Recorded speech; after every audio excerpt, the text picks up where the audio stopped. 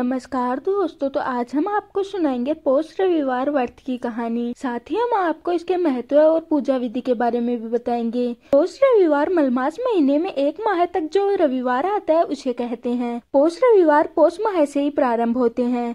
मलमास में समस्त शुभ कार्य करने तो वर्जित हैं, लेकिन इस समय अपने इष्ट देव की आराधना व दान पुण्य का विशेष महत्व माना गया है, क्योंकि इस मास में किए गए दान पुण्य का दुगना फल हमें मिलता है।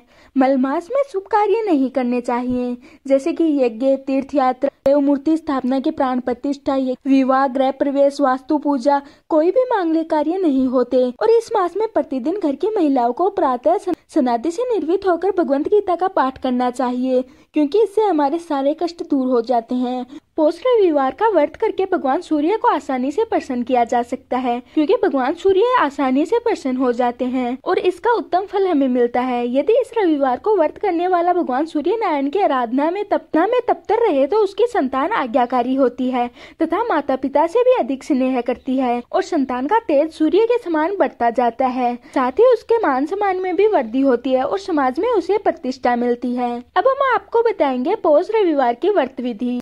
पौष रविवार के दिन अलूना भोजन करें, मतलब कि जिस खाने में नमक न डाला गया हो, और सूर्य भगवान की आराधना करें। दिन में 3 समय सूर्य को अर्घ प्रदान करें और इसी के साथ दिन में छाछ नहीं बनाएं और साथ ही इस दिन महिलाओं को सिर भी नहीं धोना चाहिए और तेल का खाना नहीं खाना चाहिए। साथ ही इस दिन नीले वस्त्र भी धारण नहीं करने चाहिए और इस दिन सूर्य देव की पूजा करने के बाद यह कहानी अवश्य सुननी चाहिए। अब हम आपको सुनाएंगे पौष रविवार व्रत की कहानी। एक साहूकार था, उसके कोई भी पुत्र नहीं था। एक दिन वह सवेरे बाहर गया, तब उसने देखा कि एक किसान खेत में दाना डालने जा रहा है, लेकिन साहूकार के दिखते ही वह वापस लौट गया और बोलता गया कि आज तो शगुन अच्छा नहीं हुआ। किसान की बात साहूकार ने सुन ली, तब साहूकार उदास हो गया और उदास मन से जब वह घर गया तो उसकी पत्नी ने उदासी का कारण पूछा कि क्या हुआ, आप इतने उदास क्यों हो। तब साहूकार ने सारी बात अपनी पत्नी को बता दी। तब साहूकार की पत्नी ने कहा कि आज एक चिड़िया भी आई थी, तो उस चिड़िया ने बोला कि यहाँ पर बच्चे ही नहीं है तो दाने कहाँ से मिलेंगे।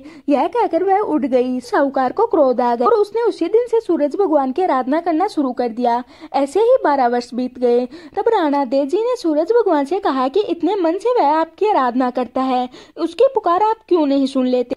तब सूर्य भगवान साहूकार के सामने प्रकट हुए और कहा, तेरे भाग्य में संतान नहीं है, पर मेरे आशीर्वाद से एक कन्या तुम्हें होगी। 9वें महीने एक कन्या ने उसके घर में जन्म लिया। कन्या जब हंसती तो उसके मुख से हीरे मोती गिरते। मालिश करने वाली जो औरत आती वह हीरे मोती ले जाती, लेकिन 1 महीने बाद मालिश वाली ने आना बंद कर दिया तो उसके माँ को हीरे मोती मिलने लगे। तब उसके घर में बहुत धन दौलत हो गई। उसके माता पिता ने सोचा लड़की बड़ी हो गई है, इसकी शादी कर देते हैं। तब उसकी माँ ने कहा कि मेरे उठते ही इसका मुंह देखने का नियम है, क्यों ना हम घर जमाई ही रख लें, गरीब लड़का ढूंढ लेंगे और इसकी शादी उसी से करवा देंगे। इसके बाद साहूकार ने ऐसा ही किया। उन्होंने अपनी बेटी की शादी करवा दी। शादी के बाद रोज सुबह उसकी माँ उसको उठाने जाती तो लड़के को बुरा लगता। तब लड़की लड़के की बात को समझ गई और लड़की ने लड़के को बहुत ही प्यार से समझाया कि मेरी माँ का यह नियम है कि वह सुबह उठकर मेरा चेहरा देखती है। लेकिन एक दिन जमाई ने लड़की को उठा दिया और देखा कि लड़की के मुंह से तो हीरे मोती गिर रहे हैं। तब लड़के ने उन हीरों को उठा लिया। ऐसे ही लड़की की माँ आई तो वह समझ गई कि जमाई को तो सब कुछ पता चल गया है, लेकिन तब तक माँ के मन में लालच ने घर कर लिया था। उसने अपने जमाई को मारने के लिए एक आदमी भेजा। तब आदमी ने जमाई को मार दिया और उसका सिर सासू को लाकर दे दिया। सूरज भगवान ने सोचा कि हमारी दी हुई लड़की के पति को ही इसने मार दिया, उसकी रक्षा भी हम नहीं कर पाए। सूरज भगवान ब्राह्मण का रूप धारण करके गए और भिक्षा में जमाई का सिर ले आए। इसके बाद उस सर से अंग जोड़कर अमृत का छींटा दिया और उसका पति फिर से जीवित हो उठा। लड़की के पौष रविवार का व्रत करने का नियम था। वह पूजा कर कहानी सुनकर भोजन करने के लिए पति का इंतजार कर रही थी।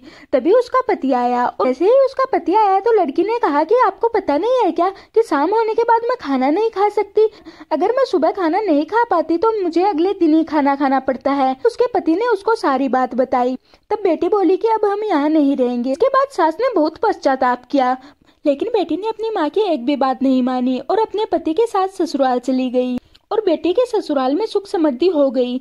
हे सूरज भगवान, जैसी बेटी पर कृपा करी वैसी सब पर करना। तो ये थी पौष रविवार की कहानी। मैं आशा करती हूँ कि आज की हमारी वीडियो आपको पसंद आई होगी। अब हम मिलते हैं किसी और वीडियो के साथ।